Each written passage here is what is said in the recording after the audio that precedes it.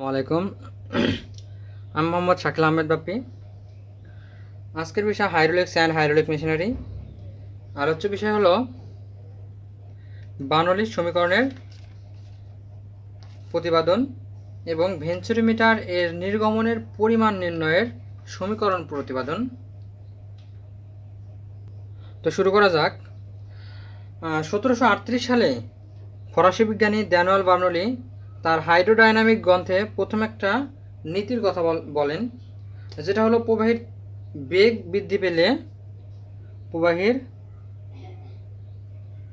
বৃদ্ধি পেলে চাপটা কমে যাবে। প্রবাহীর বেগ বৃদ্ধি পেলে চাপ কমে যাবে, চাপ বৃদ্ধি পেলে বেগটা কমে যাবে। যেটাকে বলা হয় বার্নৌলিস প্রিন্সিপাল। আর এই বার্নৌলিস প্রিন্সিপাল অর্থাৎ বার্নৌলির উপপাদ্যটা অনেকভাবে প্রমাণ করা যায়।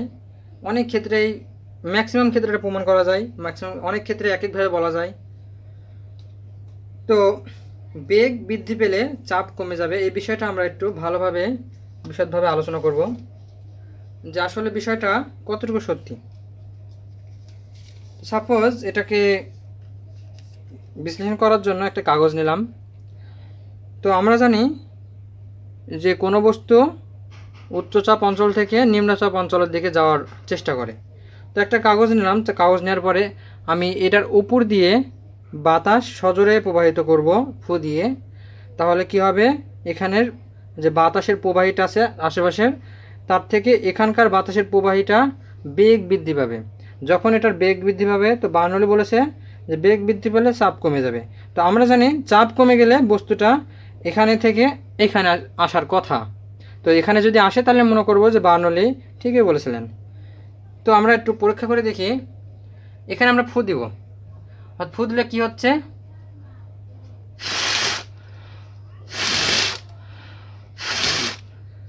এখানে আমরা ফু দিলে দেখতে পাচ্ছি বিষয়টা ফু দিচ্ছে এইদিকে, আমরা এদিকে ফু দিচ্ছি, কিন্তু এটা আসছে এদিকে চলে আসছে।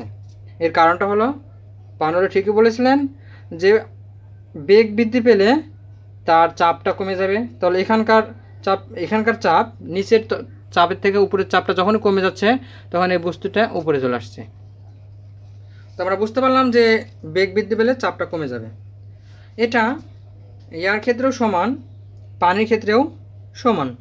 সাপোজ এটার মধ্যে পানি আছে, তো এইখানকার চাপটা অবশ্যই বেশি হবে এখানকার চাপের তুলনায়। তো এখানে যদি চাপ বেশি হয় তাহলে এটা বেগ কী হবে, কমে যাবে, অনেক কম হবে। আর এখানে চাপটা অনেক কম, এজন্য এখানে বেগটা বেশি হবে। তো আমি কিছু বাস্তব ভিত্তিক প্রমাণে আসি যে সাপোজ এটা একটা ঘর। এখন ঝড় হলে এই ঘরের উপরের অংশটুকু উড়ে যায় কেন? কারণটা হলো যখন ঝড়টা প্রবল বেগে বয় তখন বাতাসের উপরের অংশটা বেগের কারণে, বাতাসের অত্যধিক বেগের কারণে, প্রবাহের অত্যধিক বেগের কারণে এই অংশটা চাপ খুবই কমে যায়। চাপটা যখন কমে যায় তখন এই অংশের চাপ বেড়ে যায়, এই অংশের চাপ কমে যায়, নিচের অংশের চাপ বেড়ে যায়। এই চাপ বেড়ে যাওয়ার কারণে এই টিনের উপরের অংশটা তখন উড়ে যাওয়ার সম্ভাবনা, মানে যখন বল কম প্রয়োগ করা হয়, মানে নিচে যখন ভালোভাবে আটকানো না হয়, তখন উপরে চাপ কম থাকার কারণে এই বস্তুটা কিন্তু উপরের দিকে উড়ে চলে যায়। তো সাপোজ এখানে একটা এরকম এরোপ্লেন আছে, আর আমাদের প্রশ্ন হলো এরোপ্লেনটা আকাশে ওড়ে কীভাবে, মানে উপরে উঠে কীভাবে। তো এখানে যখন এরোপ্লেনটা সামনের দিকে বল প্রয়োগ করে তখন সামনে যে বাতাসটা আছে এই বাতাসটা ভাগ করে উপরের দিকে উঠে যায়, মানে সামনের দিকে অগ্রসর হয়। যখনই বাতাসটা ভাগ করে তখন বাতাসের উপরের অংশটা কি হয়, এখানে এই পাশ দিয়ে চলে যায়, এই পাশ দিয়ে চলে গিয়ে এই অবস্থানে আসে। যখন এটা সামনের দিকে যায় তখন কিন্তু পেছনের অংশটা বায়ুশূন্য হয়ে যায়, আর এই বায়ুশূন্য থেকে এখানকার বায়ুটা এখানে চলে আসে, তখন এই শূন্য স্থানটা খালি মানে পূর্ণ করে। আবার এই বায়ুটা কি হয়, এই জায়গায় চলে আসে। তো আমরা দেখতে পাচ্ছি যে এরোপ্লেনের উপরের অংশটা একটু ভাঁজ থাকার কারণে এখানে বেশি দূরত্ব অতিক্রম করতে হচ্ছে আর এখানে কম দূরত্ব অতিক্রম করতে হচ্ছে, যার কারণে এটা বেশি দূরত্ব থাকার কারণে এটা একই সময়ে আসতে হলে এটার বেগ অবশ্যই বেশি হতে হচ্ছে, মানে এখানে বেগ বাতাসের বেগটা বেশি যদি না হয় তবে কিন্তু এই বাতাসটা একই সময় এর সাথে আসতে পারছে না। এর কারণে এখানে বাতাসের বেগটা বেশি হয়ে যাচ্ছে। যখনই এই পজিশনে বাতাসের মানে উপরের দিকে বাতাসের বেগটা বেশি হয়ে যাচ্ছে তখন এটা চাপ কমে যাচ্ছে, মানে বার্নৌলির সূত্র অনুসারে যখনই বেগটা বেশি হয়ে যাচ্ছে উপরের স্থানে তখন চাপটা কমে যাচ্ছে, আর চাপ কমে যাওয়ার কারণে এই প্লেনটা কি হচ্ছে ঊর্ধ্বমুখী একটা বল প্রয়োগ করে উপরের দিকে উঠে যাচ্ছে। এটাই মূলত মানে এরোপ্লেন বা বিমান উপরে ওঠার মূল কারণ। তো বার্নৌলির এই যে উপপাদ্য, বার্নৌলির যে বার্নৌলির থিওরিটাকে আরও সমীকরণ রূপ দেন হলো লিওনার্ড অয়লার, তবুও এটাকে বার্নৌলির সমীকরণে বলা হয়। তো আমরা লিওনার্ড অয়লারের দেওয়া এই সমীকরণটাই এখন বোঝার চেষ্টা করব, মানে সমীকরণটাই প্রতিপাদন করব। তো বার্নৌলির সমীকরণ কিছু শর্ত মেনে চলে, সেটা হলো সংনম্য অথবা সংকোচনশীল হওয়া যাবে না, মানে অসংকোচনশীল হতে হবে, অসংকোচনশীল।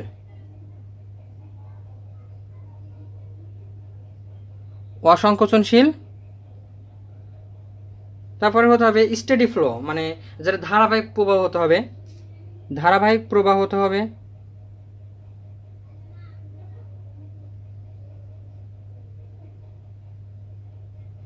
ধারাবাহিক প্রবাহ, এবং এটাকে হতে হবে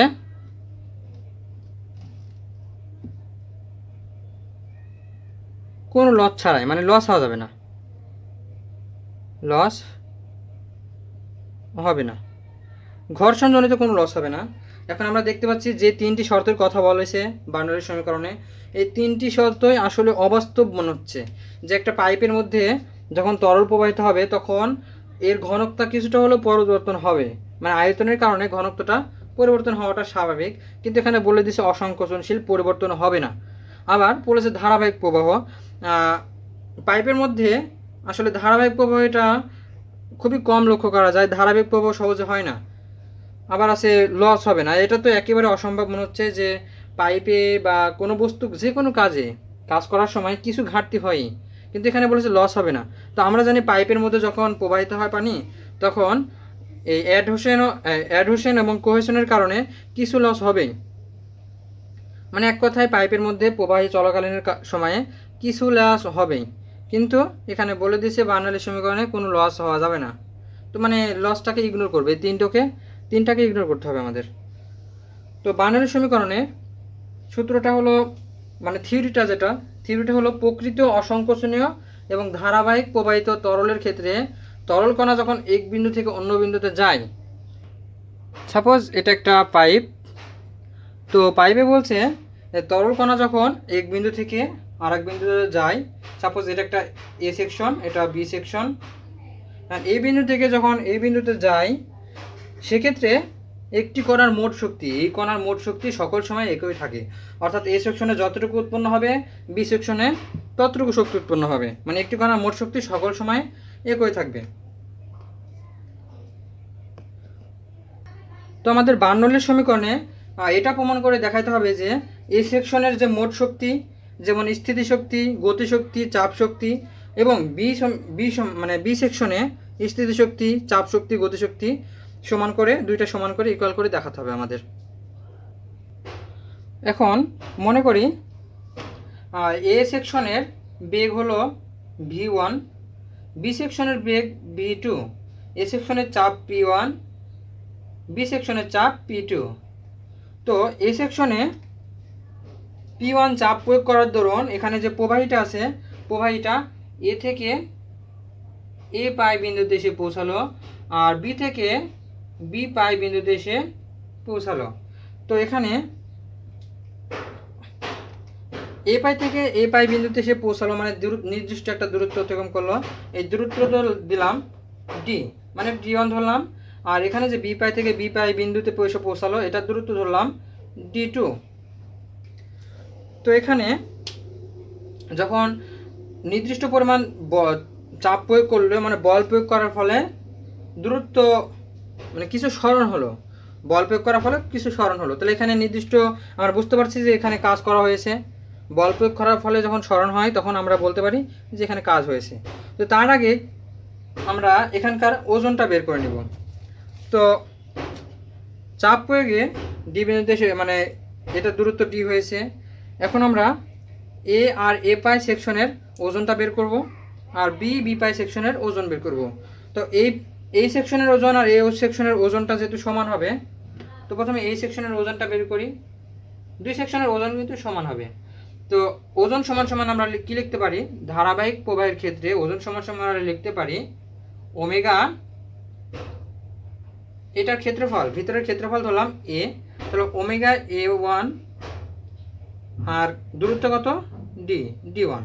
তো প্রথমে বললাম যে এখানকার ওজন আর এখানকার ওজন যেহেতু সমান হবে, তাহলে এই ওজন আর এই ওজন সমান সমান লিখতে পারি omega A2 D2, omega A2 D2। তো এখান থেকে ক্যালকুলেশন করলে কি লেখা যায়, W আর ওমেগাটাকে এ পাশে পার করে নিয়ে আসি, তাহলে কি হবে ওমেগা, এখানে কনফিউশন হওয়া যাবে না, উপরেরটা কিন্তু W ওজন আর নিচেরটা ওমেগা। তো সমান সমান কি লেখা যায়, A1 D1 equal A2 D2। আচ্ছা, এবার প্রথমে বলেছিলাম যে এখানে যখন চাপ প্রয়োগ করা হবে এই পজিশনে তখন সরণ ঘটেছে কিছু, যখন বল প্রয়োগের সাথে সরণ ঘটবে তখন নির্দিষ্ট পরিমাণ কাজ হচ্ছে, সেটা হলো চাপ দ্বারা কৃত কাজ। চাপ দ্বারা কৃত কাজ সমান সমান আমরা লিখতে পারি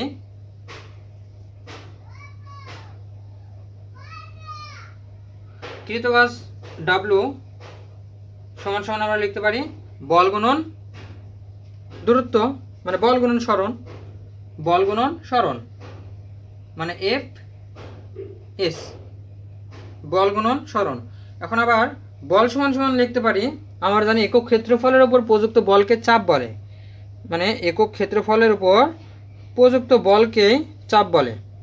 তাহলে এখান থেকে আমরা F সমান সমান লিখতে পারি PA, এখান থেকে F সমান সমান PA লিখতে পারি অবশ্যই। তাহলে F সমান সমান PA লিখলাম। আর এসটা কি সরণ, এই জায়গায় সরণটা কি ঘটেছে D1 বা D2, এই জায়গায় সরণটা লিখলাম D।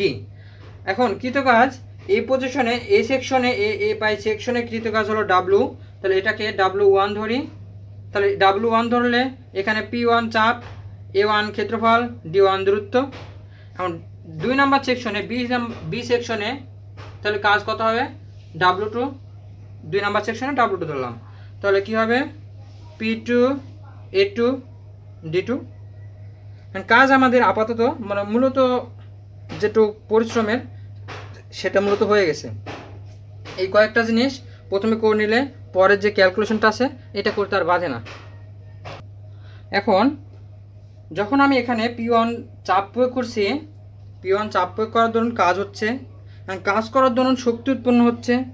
শক্তি কী কী শক্তি উৎপন্ন হচ্ছে, এখানে বিভব শক্তি আগে থেকে আছে আর উৎপন্ন হচ্ছে গতিশক্তি।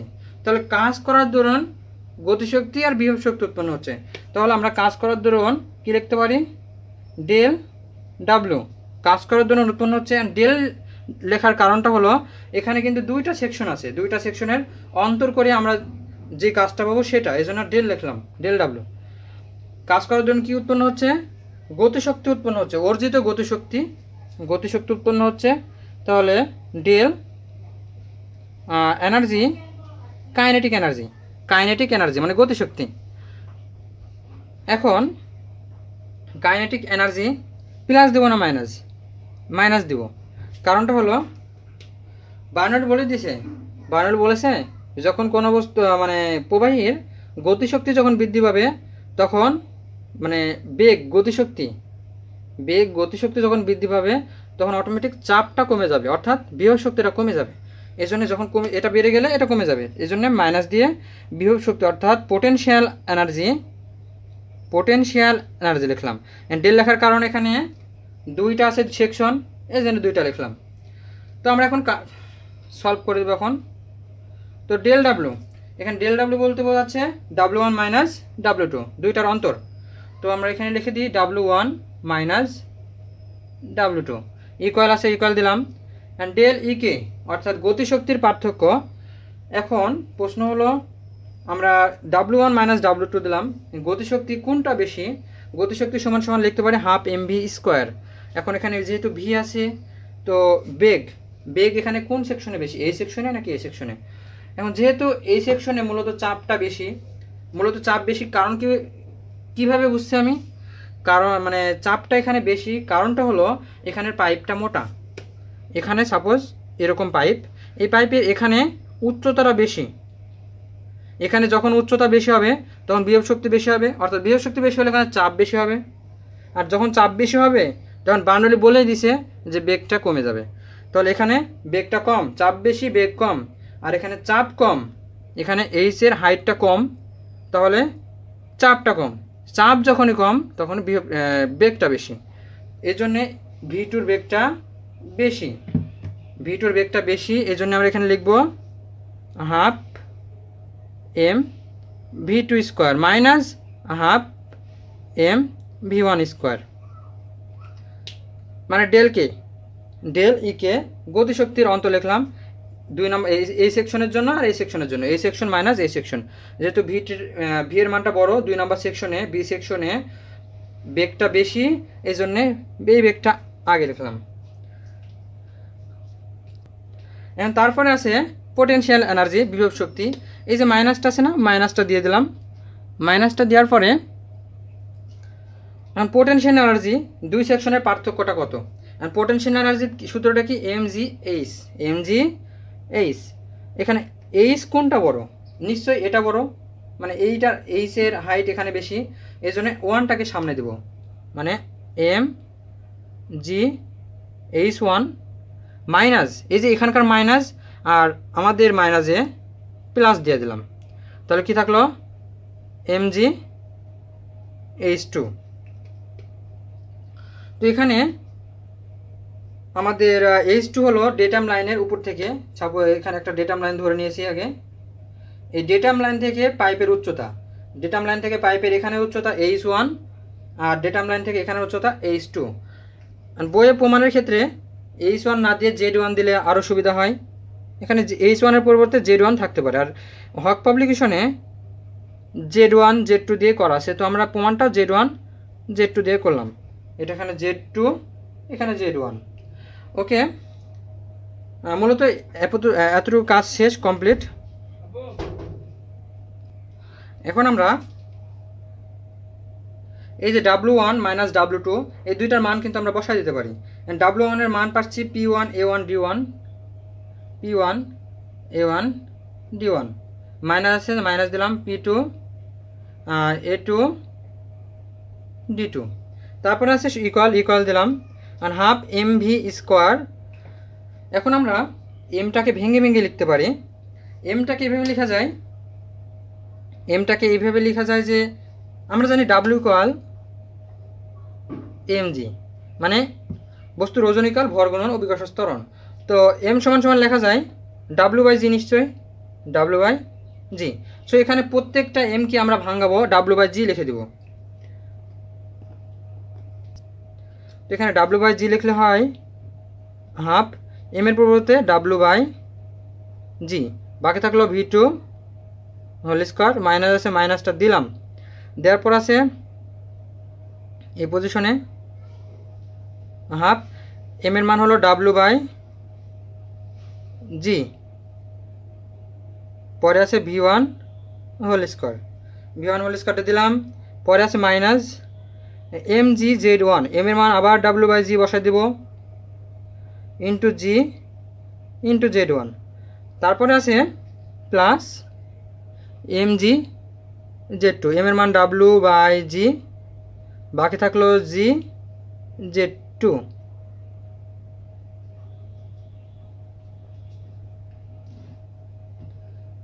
এখন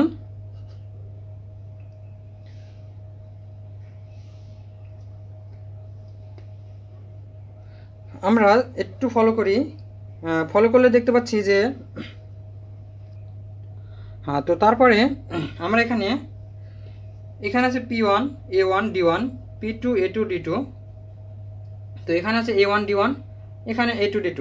তো আমরা জানি এখানে A1 D1 equal A2 D2, মানে A1 D1 আর A2 D2 সমান, মানে আগে প্রমাণ করে দেখেছি যে A1 D1 A2 D2 সমান। তো আমরা এখানে A1 D1 টা কমন রাখলাম।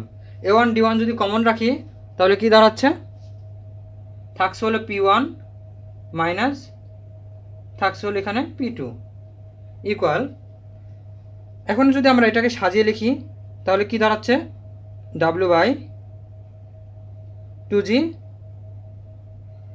V2 square W/2G V2 square minus W/2G V1 whole square, এখানে মাইনাস আছে, মাইনাসটা দিলাম। তো তারপরে দেখতে পাচ্ছি যে এখানে W/GG, এখানে জি দুইটা আছে, উপরে একটা নিচে একটা, কাটাতে দিলাম, থাকলো WZ1, এখানে প্লাসটা দিলাম, WGG চলে গেল Z2। সো আমরা কিন্তু বেশি কিছুই করিনি, শুধুমাত্র ক্যালকুলেশন করছি, মানে একের পরের লাইনে কিভাবে যাওয়া যায়, জাস্ট এতটুকুই ক্যালকুলেশন করছি।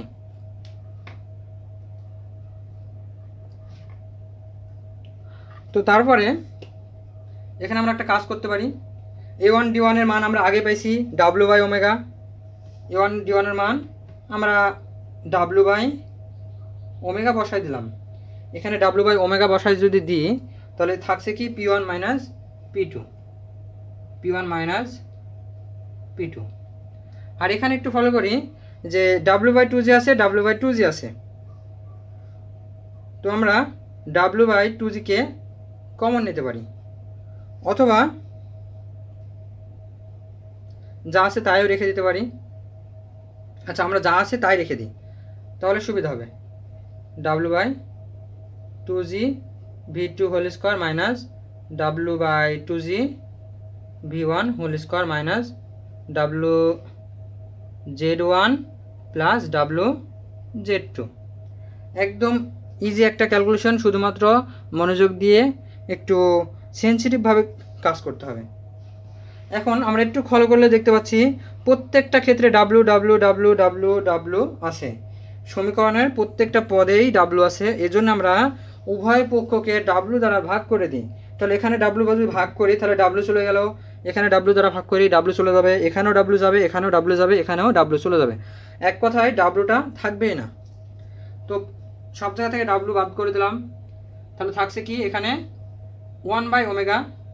তো 1/ওমেগা P1 এর দ্বারা গুণ করে দিলে কি হয়, P1/ওমেগা হচ্ছে। আবার 1/ওমেগা W দ্বারা কিন্তু চলে গেছে, তাহলে থাকলো কি 1/ওমেগা। 1/ওমেগা P2 সাথে গুণ করলে কি হচ্ছে, P2/ওমেগা ইকুয়াল, ওমেগা কিন্তু চলে গেছে, W কিন্তু চলে গেছে, তাহলে W চলে গেলে থাকে কি V²/2G V2 স্কোয়ার/2G মাইনাস, এখানেও W চলে গেছে, তাহলে V1 স্কোয়ার/2G, এখানে মাইনাস থাকলো, W চলে গেছে, থাকলো Z1, এখানে প্লাস থাকলো, W চলে গেছে, থাকলো Z2। এখন আমরা একটা কাজ করতে পারি, সেটা হলো যেগুলো 1 আছে 1 এক সাইডে করি আর 2 গুলো আর এক সাইডে করি। তো 1 গুলো এক সাইডে করলে কি দাঁড়াচ্ছে, মাইনাস Z1 এই পাশে নিয়ে আসি, তাহলে Z1 প্লাস, তারপর আছে এখানে প্লাস P1/ওমেগা, তারপরে এখানে মাইনাস V²/2G এই পাশে আসলে প্লাস V²/2G ইকুয়াল, এখন মাইনাসগুলো এই পাশে মানে প্লাসে মানে 2 এর 2 নাম্বার সেকশনের 2 গুলো এই পাশে নিয়ে আসি, তাহলে কি হচ্ছে এখানে Z2 প্লাস এই পাশের মাইনাস P2 এই পাশে নিয়ে আসি, তাহলে প্লাস P2/ওমেগা হলো প্লাস, বাকি থাকছে হলো V2 2G। এটাই হলো মূলত বার্নৌলির সমীকরণ। তো বার্নৌলির সমীকরণে এই যে Z1টা দেখছি সেটা হলো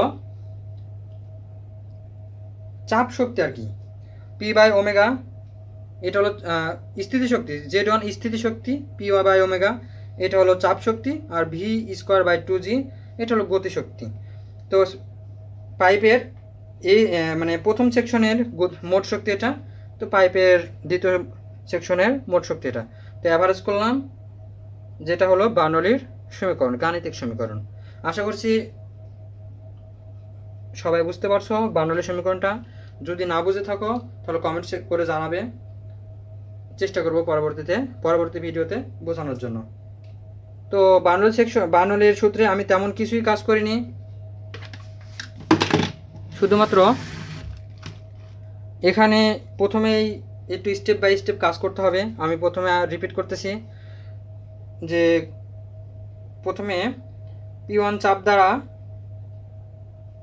এ সেকশনকে এ পাই সেকশনে নিয়ে যাব, মানে প্রবাহীটা, তরল পদার্থটা। পরে এই প্রবাহীর মানে এই তরলটুকুর ওজন বের করে নেব, এই প্রবাহী মানে এই তরলটুকুর ওজন বের করে নেব। পরে ওমেগাটা এই পাশে পার করে দেব, পার করে দেওয়ার পরে এই প্রবাহের ওজন, এই তরলটুকুর ওজন পাচ্ছি A1D1, এটা A2D2। তারপর এখানে যে আমরা চাপ প্রয়োগ করলাম, চাপ প্রয়োগের দরুন সরণ হয়েছে, তো আমরা বলতে পারি এখানে কাজ হয়েছে, কৃত কাজ। তো ডাব্লিউ কাল জানি Fs, আর F সমান আমরা জানি চাপ গুণন ক্ষেত্রফল। চাপ গুণন ক্ষেত্রফল লিখলাম, আর এসটা হলো সরণ। এখন চাপ প্রয়োগে কতটুকু সরণ ঘটেছে, এ সেকশন থেকে এ পাই সেকশনে গেছে, মানে ডি সরণ ঘটেছে, তো ডি লিখলাম। লেখার পরে এখন 1 সেকশনের জন্য ডাব্লিউ ওজন হলো P1 A1D1, আর 2 সেকশনের জন্য মানে বি সেকশনের জন্য W2 P2 A2D2। নেক্সট এখন আমরা মেন যে সূত্রটা সেটা চলে আসি। মেন সূত্র বলতে বোঝাচ্ছি যে বার্নৌলি যে থিওরিটা দিয়েছেন, অর্থাৎ যদি গতিশক্তি বাড়ে অর্থাৎ গতিশক্তি বাড়ে, তবে চাপ বা বিভব শক্তিটা কমে যাবে। তো এখান থেকে বুঝতে পারছি যে গতিশক্তিটা হলো অর্জিত গতিশক্তি, আর যেটা বিভব শক্তি সেটা হলো অপচয়কৃত বিভব শক্তি। তো গতিশক্তি থেকে বিভব শক্তিটা মাইনাস করে দিলাম, তাহলে কি পাচ্ছি আমরা এটার থেকে? গতিশক্তি থেকে বিভব শক্তি মাইনাস করে দিলে পাচ্ছি কৃতকাজ, মানে কাজ করার ফলে যেই শক্তিটা উৎপন্ন হয়েছে সেটা হলো এই দুইটা, কাজ করার পরে এই দুইটা শক্তি উৎপন্ন হয়েছে। তো কাজ করার ফলে এখানে দুইটা যেহেতু সেকশন, এই জন্য দুইটা সেকশন, প্রথম সেকশনের ওজন মাইনাস দ্বিতীয় সেকশনের ওজন ইকুয়াল। এখন বিভব শক্তির জায়গায় বিভব শক্তি কিন্তু দুইটা সেকশনের, এই জন্য প্রথম সেকশন থেকে দ্বিতীয় সেকশন মাইনাস করে দিলাম। যেই সেকশনেরটা বড়, যে সেকশনের বেগটা বড়, V2 সেকশনের বেগ বড়, এই জন্য V2 সেকশনটা আগে লিখেছি মাইনাস পরের সেকশন। এই ক্ষেত্রে আর বিভব শক্তির ক্ষেত্রে mgZ1 আগে লিখেছি। mgZ1 আগে লেখার কারণটা হলো Z1 অর্থাৎ যে উচ্চতাটা, পাইপের উচ্চতাটা। কারণ বিভব শক্তি প্রথম সেকশনে চাপটা বেশি, মানে বিভব শক্তিটা বেশি, এই জন্য mgZ1 অর্থাৎ প্রথমটার বিভব শক্তি, এই সেকশনে বিভব শক্তিটা পূর্বে লিখেছি। পরে যে আমরা মাইনাস করার কথা ছিল, মাইনাসটা ওই মাইনাস আর এখানকার যে মাইনাস আছে, ওই মাইনাস আর ওখানকার মাইনাসে প্লাস হয়ে গেল। পরে বাদ বাকি শুধুমাত্র ক্যালকুলেশন করেছি। আর দ্বিতীয় নাম্বার লাইনে এম এর মান বসিয়েছি W/G। প্রত্যেকটাতে W/G বসানোর পরে এখানে কমন নিয়েছি, কমন নেওয়ার পরে ডাব্লিউকে ভাগ করে দিছি, তারপরে যেই মানটা আসলো ওটাকে সাজিয়ে লিখেছি। তেমন কিচ্ছুই করা হয়নি। যদিও তারপরে যদি কারোর সমস্যা থাকে তাহলে কমেন্টস করে জানাবেন, আমি পরবর্তী ভিডিওতে বোঝানোর চেষ্টা করব এটা, যদি সমস্যা থাকে। তো এখন আমরা চিত্রে দেখতে পাচ্ছি একটা ভেঞ্চুরিমিটার। এর আগে আমরা পরিচিত হয়েছি ম্যানোমিটার সম্পর্কে। আসলে ম্যানোমিটারটা পাইপের প্রবাহের চাপ নির্ণয়ে ব্যবহৃত হয়, আর ভেঞ্চুরিমিটারটা ব্যবহৃত হয় তরলের পরিমাণ নির্ণয়ে। তো এটা একটা ভেঞ্চুরিমিটার তৈরি করা হয়েছে দুইটা খণ্ড পাইপ, মানে একটা পাইপ, এই পাইপের এই খণ্ডটা কেটে ফেলা হয়েছে, কেটে ফেলার পরে ছোট একটা পাইপ বসানো হয়েছে, ছোট একটা পাইপ লাগানো হয়েছে মুখে। আর তারপরে এখানে যে একটা চিকন প্রান্ত হয়েছে, পাইপের চিকন প্রান্ত আর মোটা প্রান্ত, এই চিকন প্রান্তটাকে বলা হয় থ্রট অর্থাৎ গলা, THROT, থ্রট অর্থাৎ গলা, আর মোটা প্রান্ত। তো নিচে একটা ম্যানোমিটার যুক্ত করা আছে। এই ম্যানোমিটারের কাজটা হলো, ম্যানোমিটারের কাজ যে কোনটার চাপটা বেশি, তো সাপোজ আমরা একটু চিন্তা করলে দেখতে পাই যে এই পজিশনের পাইপের চাপটা অবশ্যই বেশি হবে, কারণ এখানে একটাই শর্ত, সেটা হলো এখানে উচ্চতা আছে, মানে উচ্চতাটা বেশি, এখানে উচ্চতাটা বেশি, এই জন্য এই পাইপের চাপ বেশি। আর এই পাইপের চাপের দরুন কিন্তু এটাকে এই সুস্থতায়, এই পারদটাকে এই সুস্থতায় ঠেলে উপরে দিছে। তো আমরা এই ভেঞ্চুরিমিটারের প্রবাহের মানে ভেঞ্চুরিমিটারের দিয়ে কত পরিমাণ প্রবাহ বের হয় আর কি, ভেঞ্চুরিমিটারের পরিমাণ কত পরিমাণ বের হয়, কতটুকু তরল বের হয়, অর্থাৎ কিউ এর মান আমরা সমীকরণের মাধ্যমে বের করব। আর এটাও বার্নৌলির সমীকরণের মাধ্যমেই কিন্তু আমরা বের করব। প্রথমে যে বার্নৌলির সমীকরণটা বের করেছি, ওই বার্নৌলির সমীকরণের সূত্র অনুসারে এটা বের করব। তো সাপোজ এটাকে ধরলাম 1 সেকশন, এটা 2 সেকশন। তো বার্নৌলির সূত্র মতো আমরা জানি যে Z1 plus V1 whole square by 2G plus P by omega equal কি লেখা যায়, Z2 plus V2 whole square by 2G plus P2 by omega. এটা হলো বার্নৌলির যেই সমীকরণ, এই সমীকরণ থেকে ক্যালকুলেশন করে কিন্তু আমরা কিউ এর মানটা বের করতে পারি। তো আমরা এখন এই ভেঞ্চুরিমিটারটা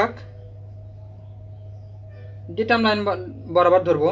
তো এটা যদি ডেটাম লাইন বরাবরই হয়, তাহলে ডেটাম লাইন এখানে Z1 এর মান 0 হবে, এখানেও Z2 এর মান 0 হবে, মানে এটা আনুভূমিক বরাবর ভূমির উপরে আছে, মানে Z1 আর Z2 এর মান 0।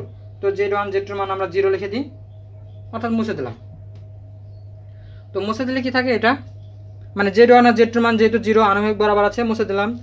তো আমরা এখন চাপগুলো এক জায়গায় আছে, এক জায়গায় রাখবো, P1 by omega P2 by omega, এই দুইটা তো চাপ।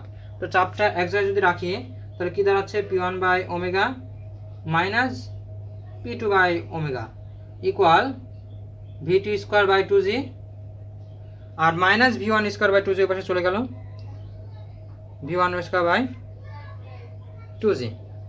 এখন মূলত আমরা এটাকে নিয়েই আমরা আগাবো। এখন আমরা দেখতে পাচ্ছি যে V1 এখানে আছে আর V2 এখানে আছে। তো আমরা এখানে কিন্তু V1 অথবা V2 যে কোনো দুইটার একটার মান বসাই দিতে পারি। তো এটা মান কোথায় পাবো, আমরা মান আগে বের করে নেব। যা আমরা জানি এই পজিশনে যতটুকু পরিমাণ তরল প্রবাহিত হবে, এই পজিশনে কিন্তু অত পরিমাণ তরলই প্রবাহিত হবে। তাহলে আমরা এখান থেকে কী লিখতে পাচ্ছি, যে এই পজিশনে প্রবাহিত তরলের পরিমাণ হলো A1 V1 ইকুয়াল এই পজিশনের জন্য A2 V2। তাহলে এখান থেকে আমরা যে কোনো একটার মান বের করে নেব। আচ্ছা, সাপোজ আমরা V1 এর মান বের করে নিলাম।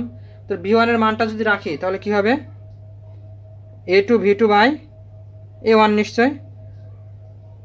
তো V1 এর মানটা এখানে বসাই দেবো। এখানে V1 এর মান কি আছে, স্কোয়ার।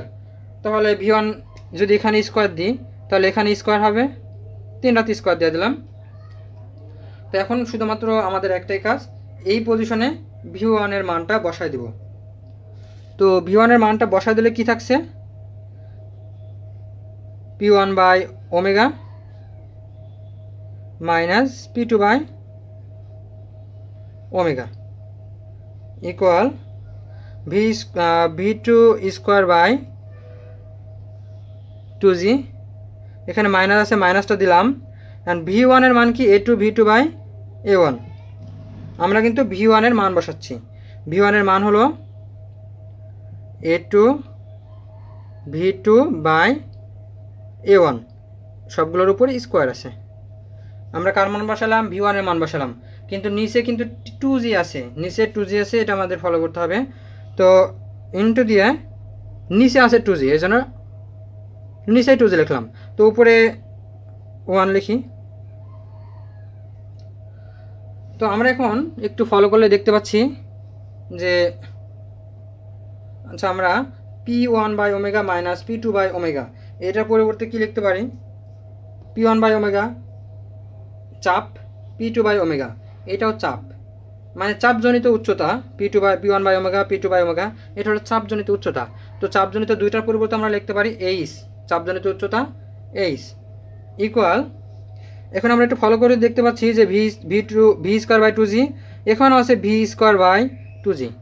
একটু ফলো করেন যে এখানেও ভি স্কোয়ার বাই 2g আছে, এখানেও ভি স্কোয়ার বাই 2g আছে। তো ভি স্কোয়ার বাই 2g কে আমরা কমন নিতে পারি। V square by 2g common নিলে থাকছে কি, এখানে থাকছে 1 মাইনাস, এখানে থাকছে ভি স্কোয়ার কমন নিয়েছি, বাকি থাকলো a2, উপরে স্কোয়ার আছে, মিস করা যাবে না, আর নিচে a1 আছে, a1টা দিলাম, উপরে স্কোয়ার দিলাম, ব্র্যাকেট দিলাম। ব্র্যাকেট দেওয়ার পরে এখন আমরা এই ভি1টাকে যে কোনো মূল্যে সামনে নিয়ে আসবো। ভি1টাকে যদি আমরা সামনে নিয়ে আসি, এই ভি1টাকে সামনে নিয়ে আসবো। ভি1টাকে সামনে নিয়ে আসলে কী হবে, আচ্ছা আমরা আগে উল্টাই দিই কাজটা, তাহলে এটাকে পুরা সমীকরণটাকে যদি উল্টাই দিই তাহলে কী হয়, 1/h হচ্ছে। তো এইচটাকে উল্টাই দিলে 1/h হচ্ছে, আর ভি স্কোয়ার বাই 2gকে উল্টাই দিলে 2g বাই ভি স্কোয়ার আসছে। আচ্ছা এখন ব্র্যাকেট দিলাম, ব্র্যাকেট দেওয়ার পরে আমরা এটাকে যদি সলভ করি তাহলে কি হয়, নিচে a1 হোল স্কোয়ার আর নিচে a1 square minus a2 whole square. আমরা যে লসাগু করতাম ওই লসাগুটাই করেছি। লসাগু করার পরে আমরা কিন্তু এটাকে উল্টাই দিয়েছি, তাহলে এটাকে উল্টাই দিব। তো আমরা এখানে উল্টাই দিই, তো এখানে উল্টাই দিলে কি হচ্ছে, a1টা উপরে চলে যাচ্ছে, a1টা উপরে চলে গেল, আর নিচে কি থাকলো, নিচে থাকলো হলো a1 square minus a2 square. আমরা এটাকে উল্টাই দিলাম, সবগুলো উল্টাই দিছি, এটাকে উল্টাই দিলাম। তো উল্টানোর পরে বা এখন এই ভি স্কোয়ারটাকে সামনে নিয়ে আসবো। ভি স্কোয়ারটাকে সামনে নিয়ে আসলে কি হচ্ছে, এই 1/h এখানে কি অবস্থা আছে, ভাগ অবস্থায়, ওপাশে গেলে কি হয়ে যাবে, গুণ হয়ে যাবে, তাহলে রুট 2gh হবে। 1/h ভাগ অবস্থায় আছে, ওপাশে গেলে 2gh হয়ে গেল, আর বাকি থাকছে a1 whole square by a1 square minus a2 square. তো এখানে আমার হোয়াইট বোর্ডটা একটু ছোট, যার কারণে এই অংশটা মুছে দিই।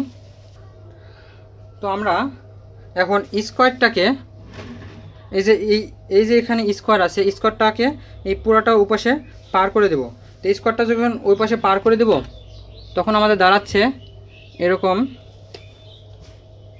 v2 সমান সমান হচ্ছে √2gh, √2gh হচ্ছে, আর উপরে যখন স্কোয়ার দিচ্ছি তখন a1 এর উপর স্কোয়ার হচ্ছে, আর নিচে a1 whole square minus a2 whole square. মানে এই স্কোয়ারটা v2 উপর যে স্কোয়ারটা ছিল এই স্কোয়ারটা পুরাটার উপরে চলে গেল, এটার উপরে চলে আসলো, এই রুটের উপরে চলে আসলো, মানে এখানকার স্কোয়ারটা এ পাশে এসে রুট হয়ে গেল, এখানেও রুট হয়ে গেল। তো √2gh, আর এখানে যে রুট আর স্কোয়ার আছে, স্কোয়ারটা চলে গেল, বাকি থাকলো a1, আর নিচে থাকলো √a1 whole square minus a2 whole square. এখন আমরা v2 এর মান পেয়ে গেছি। তো এখন যদি q ইকুয়াল আমরা জানি a2 v2, মানে ওই যে ইয়ার ক্ষেত্রে ভেঞ্চুরিমিটারের ক্ষেত্রে যে ইয়াটা জানি, এটা ভেঞ্চুরিমিটার, যে এই অংশের কতটুকু নির্গমনের পরিমাণ কত, a2 v2, মানে q ইকুয়াল a2 v2।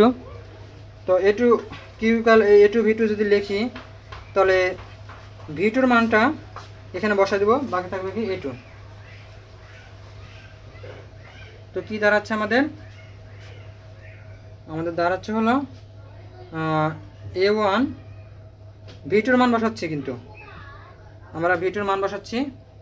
আচ্ছা a2 কে রেখে দিই আগে, আর v2 এর মান যা আছে তাই, 2gh a1 whole square minus a2 whole square. আমরা a2 রেখে দিলাম, v2 এর মান বসালাম।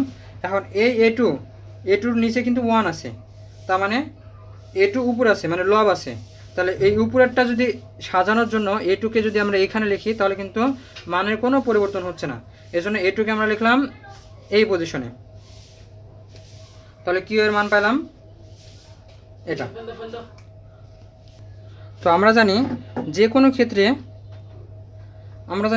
ক্ষেত্রে যে কোনো মিটারের ক্ষেত্রে বা পাইপের ক্ষেত্রে কিছু পরিমাণ লস হয়। আর এই ক্ষেত্রে ভেঞ্চুরিমিটার একটা লস হবে, সেটা হলো সিডি, মানে কোএফিসিয়েন্ট অফ ডিসচার্জ, মানে এই পরিমাণ লসটা হবে। তো আমরা সিডি সমান সমান আমরা জানি অ্যাকচুয়াল মানে সত্যিকার অর্থে যেই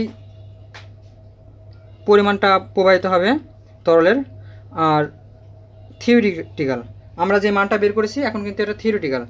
আর অরিজিনালি যেটা মানে সহগটা নেওয়ার পরে যেটা থাকবে সেটা হলো সত্যিকার অর্থে যেটা থাকবে।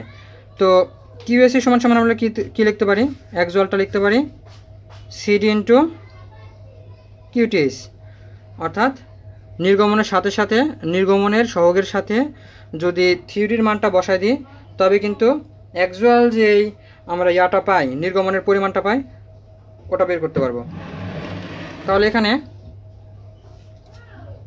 কিউটা বের করছি, কিউটা এখন আছে থিওরিটিক্যালে আমরা প্রমাণ করে, গাণিতিক সমস্যা থেকে প্রমাণ করে এটা বের করছি, মানে এটা থিওরিটিক্যালে আসছে।